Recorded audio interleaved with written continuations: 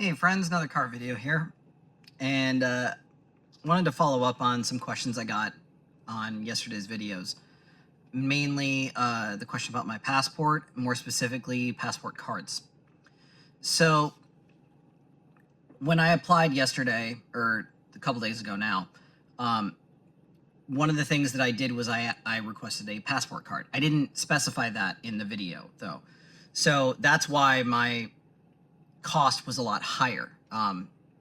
General cost for a passport is $130, and then they tack on fees based on other things that you request. So the passport card, in addition to the book, the one that everybody thinks of when they think of a passport, that costs an additional $30 unless you're just getting the passport card, and then it's $130.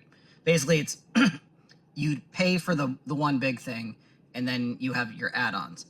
The extra $60 was also coming from having to get it expedited because I need it, as soon as possible.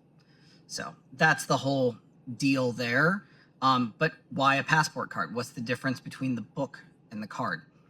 I'll let the State Department in the link below explain some of it, but essentially the card acts like a driver's license does, only it doesn't give you the privilege of driving a car.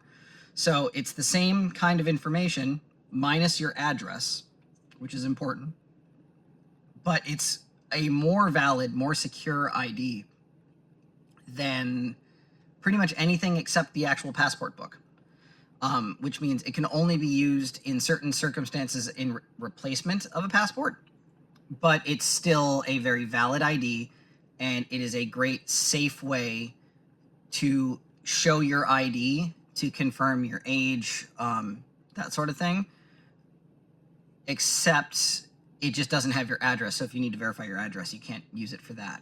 Or if you get stopped by a police officer for a traffic stop, obviously you need to give your driver's license.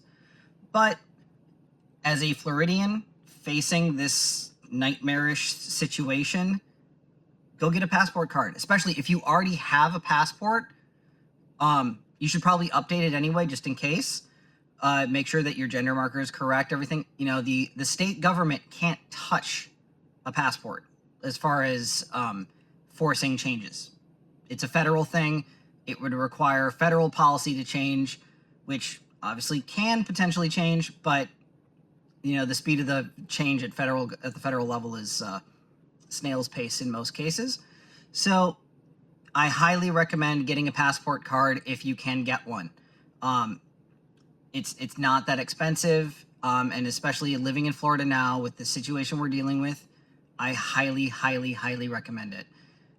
If you can't get out, get a passport card. It'll save you a lot of trouble and a lot of the fear as well, because what we're dealing with now is this idea of, if somebody takes our license, we may never get it back, and then we have to deal with getting a new one and all of that whole disaster that will be like not being able to have the correct gender marker and things like that.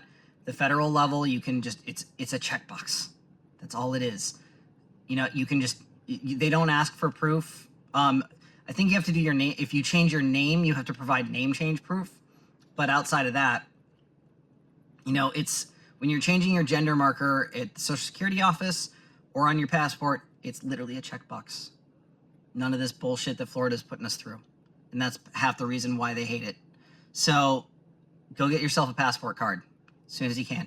Highly recommend it. Until next time, have courage and be kind, especially to yourself.